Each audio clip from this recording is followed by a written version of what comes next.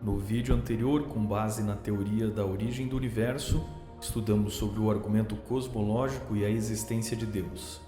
Agora vamos explorar a mesma pergunta, aprofundando se existe um Deus pessoal, intencional, que criou o mundo de forma especial e se ele deixou pistas disso na natureza.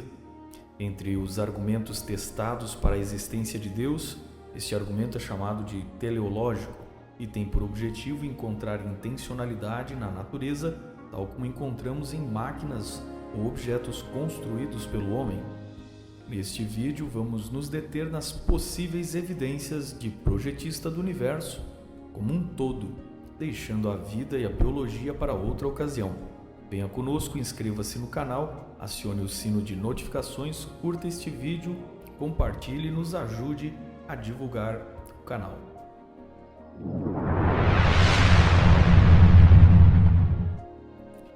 Pensadores gregos como Xenofonte, Sócrates, Platão e Aristóteles acreditavam numa ordem e planejamento superior do mundo. Se você se debruçar sobre os números e leis da natureza, encontrará padrões, coincidências que indicam um tipo de programação favorável à vida. A ideia foi melhor desenvolvida entre os anos de 1974 e 1980. Tudo começou no outono de 73, quando o aniversário de 500 anos de Copérnico, o monge astrônomo que tirou a Terra do centro do mundo, reuniu os mais famosos físicos da época.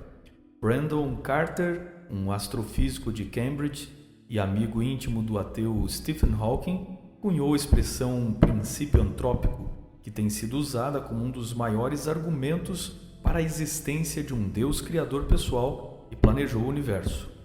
Vamos mostrar agora, pelo menos 7 exemplos destas coincidências que indicam que o universo foi especialmente desenhado e a seguir as tentativas de refutar o princípio antrópico e suas evidências. Evidência número 1. Matéria mais do que a antimatéria. Como é possível que o universo exista? Como ele pode ter se desenvolvido sem que nos instantes iniciais a matéria não tenha entrado em contato com a antimatéria e com isso terminado em uma grande explosão de energia? Misteriosamente temos um ligeiro excesso de matéria em relação à antimatéria, o que foi importante para partículas e antipartículas não se aniquilarem na juventude do nosso universo. Em outras palavras, o universo tinha tudo para se autodestruir logo no início, mas contrariando as expectativas, estamos aqui sem nenhuma explicação objetiva, como se o universo e a criação da matéria tivessem sido delicadamente ajustados para dar certo. Evidência número 2, o valor de massa entre próton e elétron.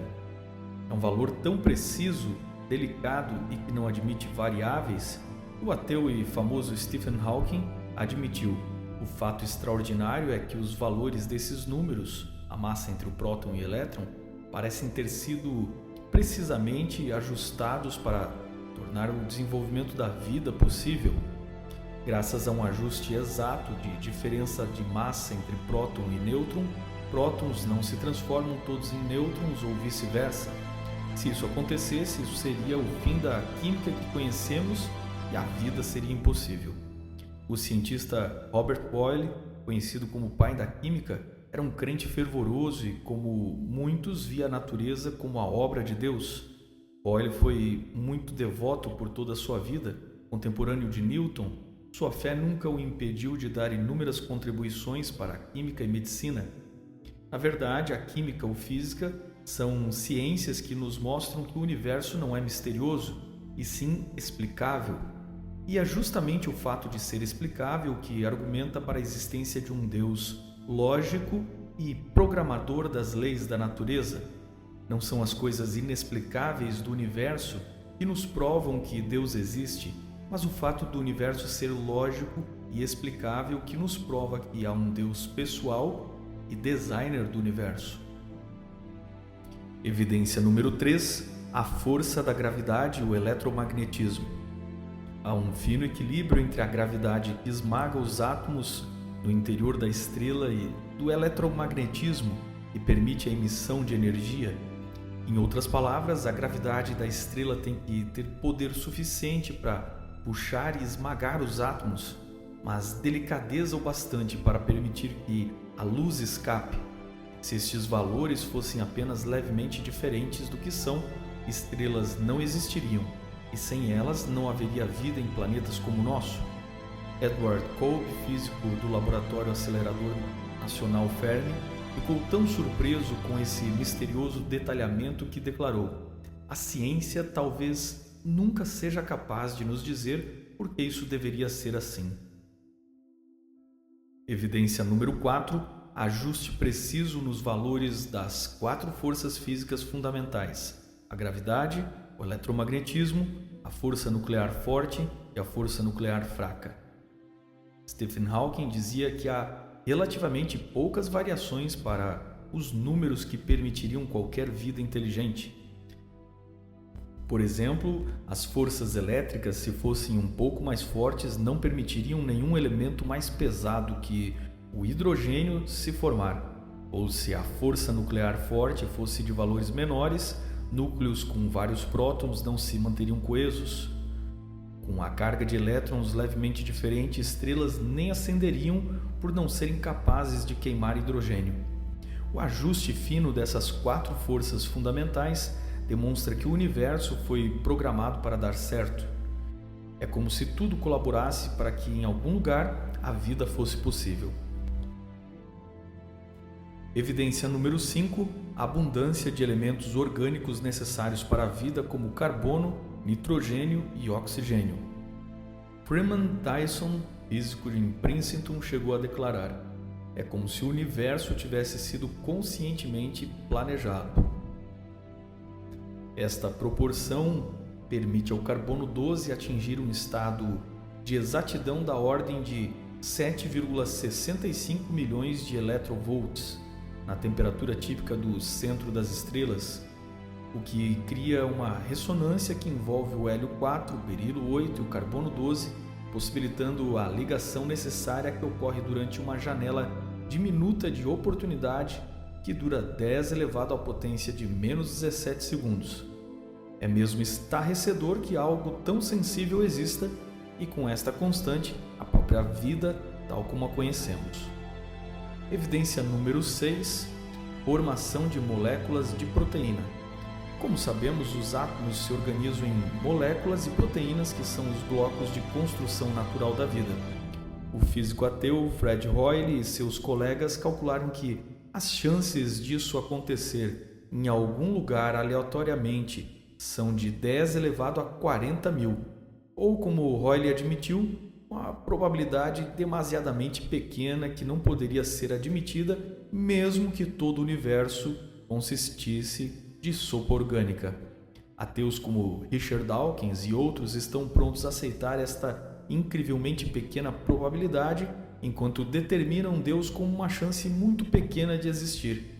Em seu critério, eles podem opinar com certeza sobre aquilo que o homem conhece e sobre ser praticamente improvável, mas se sentem absolutamente livres para descartar como improvável aquilo que eles não conhecem.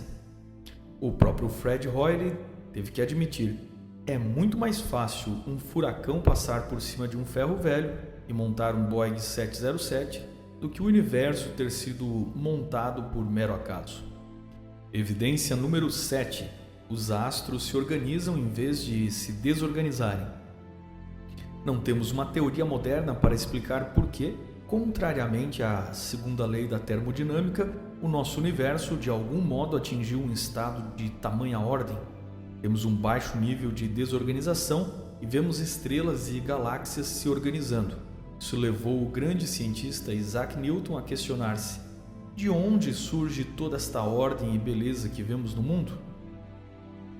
Newton, que gastou a sua vida estudando a física, também era um crente piedoso e estudioso das profecias de Daniel e Apocalipse. Sua fé nunca foi empecilho para admirar a ciência. Veremos agora as objeções ao argumento teleológico. A primeira maneira do ateísmo de responder ao argumento do design do universo é simplesmente fazer de conta que o argumento não existe, ou que não é tão sério.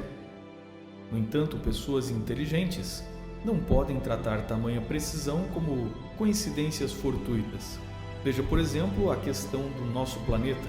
Quando falamos da vida na Terra, ignoramos o quanto isso é complexo e difícil, sendo que, bem ao lado, temos Marte, em zona tecnicamente habitável, mas um exemplo de aridez inóspita. É como se, além do universo nos favorecer, a Terra tivesse recebido especial atenção. A própria água, abundante em estado líquido em nosso planeta, está revestida de princípios antrópicos, como se tivesse sido feita pensando na vida.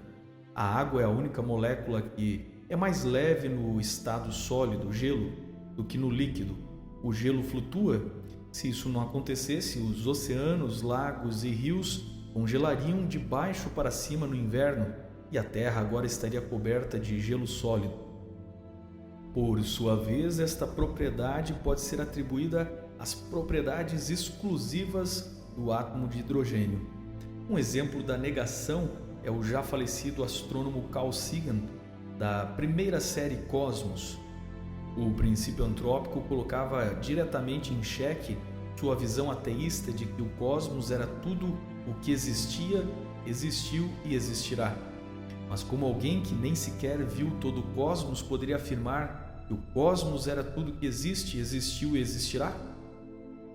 Carl Sagan ironizava o princípio antrópico dizendo que as mesmas condições finamente ajustáveis que permitem o homem existir no universo são as que permitem as pedras existirem e que, se as pedras pudessem filosofar, discorreriam de um princípio lítico, argumentando que Deus criou o cosmos para as pedras. Este é um grande exemplo de como um homem brilhante tem seu preconceito bloqueando sua percepção, e um grande defensor da vida termina banalizando a vida ao nível de pedras. Ora, também podemos claramente comprovar que as pedras são necessárias para a existência de planetas que criam as condições para a vida, ou seja, o princípio lítico até pode existir para que existam pedras e possamos pisar nelas. Pedras existem para que exista solo onde se desenvolva a vida. Ironicamente, o gracejo de Carl Sagan dá mais argumento ao princípio antrópico. O discípulo de Carl Sagan, Neil deGrasse Tyson, é outro astrônomo a criticar o princípio antrópico. Segundo Neil, o princípio antrópico parte da premissa errada, a de que o universo é amigável à vida. Segundo as observações astronômicas, a maior parte do universo é totalmente hostil e incompatível com a vida. Frio demais, radiação demais, calor demais, ausência virtual de matéria. A maior parte do universo hoje é de vácuo, estrelas explodindo, jatos de matéria e velocidades relativísticas destruindo galáxias. Explosões de raio gama, esterilizando regiões inteiras de galáxias, colisões de asteroides e cometas. E a gente ainda se pergunta por que nenhuma civilização alienígena fez contato até hoje, diz o físico Neil deGrasse Tyson. Mas o genial Tyson comete erros básicos. Por exemplo, o princípio antrópico não diz que o universo é amigável com a vida. Diz que as leis do universo são ajustadas para tornar a vida possível. E qual o problema de a maior parte do universo ser totalmente hostil à vida? Suponha que você esteja num avião onde você gostaria de estar. Do lado de fora, sobre a asa, isso seria muito vento e sem a compressão certa. Na turbina, isso seria muito quente. E que tal no compartimento de carga? Provavelmente muito apertado e abafado. Quando você viaja de carro, não se senta no motor do carro e espera que seja confortável. Pelo contrário, reconhece que há um lugar especial para você no veículo, desenhado pelo engenheiro. E é isso que Tyson não entendeu sobre o universo. O universo é uma grande máquina, com forjas onde a química é forjada, com motores que movimentam a gravidade e com lugares especiais como o nosso planeta. Tyson argumenta que há meteoros e supernovas destruindo a vida pelo cosmos, mas, na verdade, isso nunca foi observado da Terra. Nunca vimos a vida ser destruída fora da Terra. E o que dizer dos desastres em nosso planeta por vezes hostil? Tyson argumenta que isso são provas de que não existe um Deus de amor. No entanto, isso aparentemente coloca em dúvida o caráter amoroso de Deus e não necessariamente a sua existência. Se alguém teve um pai que o abandonou, necessariamente isso não prova a inexistência de seu pai. Da mesma forma que questionar o caráter de Deus não prova a sua inexistência. Então Deus não é amor? Supondo que tal Deus tenha escolhido criar seres conscientes e livres, e estes podem ter tido o desejo de independer deste Deus, e em seus caminhos podem ter colocado a própria natureza ao redor de si e gerado com isto o caos. Esta é basicamente a explicação cristã para o problema do mal, ao reconhecer um grande conflito neste planeta. Para cristãos, a maior prova de um Deus de amor é o dom da liberdade que permite aos seres dependentes de Deus até mesmo negá-lo ou ofendê-lo. Tyson é o tipo de ateu que critica o amor de Deus, fazendo questão de ignorar a doutrina cristã do grande conflito e as promessas de restauração. É fácil criticar quando você não quer ouvir a resposta. Tyson vê os limites do universo e o critica como alguém que diz: a gasolina do meu carro acabou, logo engenheiros não existem. Se algo tem limitações, não quer dizer que não foi planejado. Se um carro colide com um muro, não quer dizer que não existam engenheiros. Se um prego fura o pneu de um carro, não quer dizer que não existam engenheiros. A segunda maneira do ateísmo responder ao argumento do design do universo é recorrer a uma teoria sem qualquer tipo de prova ou indício que mais se assemelha à ficção científica.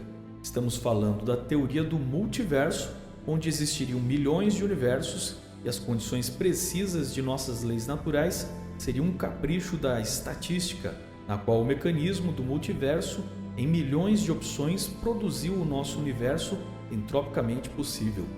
Porém, temos planetas que não suportam a vida e em nenhum sentido eles anulam o argumento antrópico. Assim como se realmente existirem outros universos hostis, eles não anulam o desejo de Deus moldar este universo para criaturas como nós.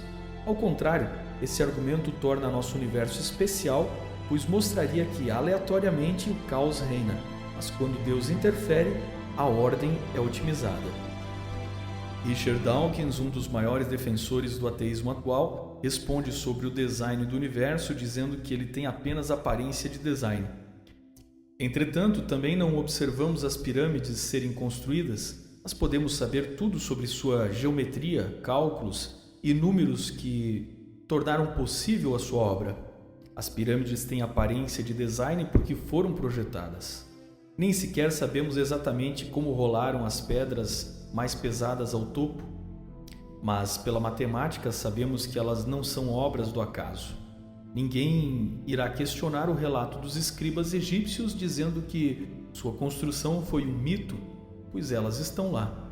O universo está por aí e é uma obra cheia de matemática complexa. E tal como as pirâmides, sabemos o bastante para termos certeza de sua intencionalidade. Dawkins argumenta que existe uma explicação para o design na biologia, mas o mesmo ainda não se encontrou na física. Eis aqui um famoso biólogo que ainda não entendeu o que diz o argumento teleológico. Este argumento do design não está procurando algo inexplicável na natureza para dizer que Deus o fez milagrosamente. Pelo contrário, não é o Deus que invocamos para explicar as lacunas inexplicáveis da ciência que nos convence de que existe um Deus, mas sim o fato de o universo ser explicável, lógico e não caótico, que demonstra que há um ser intencional, lógico e que projetou o mundo. Caso encontrássemos uma lei unificadora da física que explicasse as condições de nosso universo, isso de modo algum anularia a existência do projetista. Se você descobre a escala das medidas da planta de um engenheiro, isso não quer dizer que engenheiros não existem. Pelo contrário, isso nos mostra o padrão por eles usado. Se você descobre as fórmulas do cálculo de um prédio, não quer dizer que as fórmulas construíram o prédio, apenas que elas foram usadas por um engenheiro consciente e que intencionou projetar o prédio com este princípio lógico. Assim, o universo tem constantes plenamente explicáveis sem supostos milagres, mas é justamente isso que define o argumento do design inteligente. O argumento teleológico, que diz respeito ao design do universo, aniquila a ideia de Deus das lacunas, porque torna o universo lógico e entendível em vez de misterioso, o que torna seu projetista pessoal e não apenas uma força cega ou as leis da natureza. O Deus do argumento teleológico ou do princípio antrópico não pode ser um Deus energia, impessoal. Pelo contrário, é um ser com propósitos e vontade. É um Deus que conhecemos seu poder por suas obras, mas ainda desconhecemos suas intenções morais. Outros estudos nos dirão quais os valores morais deste Deus. Temos ainda que lidar com a teoria de que, enfim dos multiversos, poderiam produzir pelo menos um como o nosso. Porém, como Dawkins e ateus que exigem provas palpáveis, dados observáveis e teorias reproduzíveis, se amparam em algo imaginado sem qualquer tipo de observação? Ainda que exista, qual é o mecanismo para este multiverso produtor de universos? Dawkins e nenhum outro cientista explica isso. Como surgiu o multiverso? No vídeo anterior vimos que a possibilidade do multiverso também não anula a possibilidade de Deus e talvez só o torne ainda mais poderoso. No micro ou macrocosmos, todas as coisas estão conectadas e ajustadas. Mais do que isso, se fossem aleatórias, elas seriam caóticas. No entanto, o próprio Einstein, que nem de perto acreditava num Deus pessoal, declarou: a coisa mais incompreensível do universo é que ele é compreensível.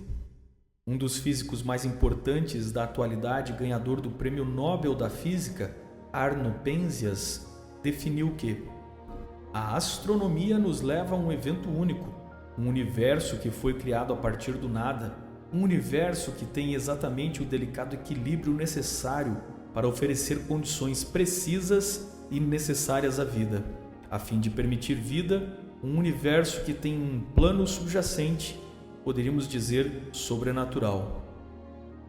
Dr. Penzias, um dos mais importantes cosmólogos, chegou à mesma conclusão que Paulo, o autor da Carta de Romanos, chegou quando declarou: pois o que de Deus se pode conhecer é manifesto entre eles, porque Deus lhes manifestou. Pois desde a criação do mundo os atributos invisíveis de Deus, seu eterno poder, sua natureza divina, têm sido vistos claramente, sendo compreendidos por meio das coisas criadas, de forma que tais homens são indesculpáveis. Romanos 1, 19-20. Deixe aqui o seu comentário, lembrando de tratar as ideias dos outros da mesma maneira como você gostaria que tratassem as suas ideias. Confira a bibliografia, de onde tiramos estes e outros dados, veja os links e fique com a nossa dica de leitura, A Ciência Descobre Deus, Casa Publicadora Brasileira. Até o próximo vídeo, aqui no canal Observatório 7.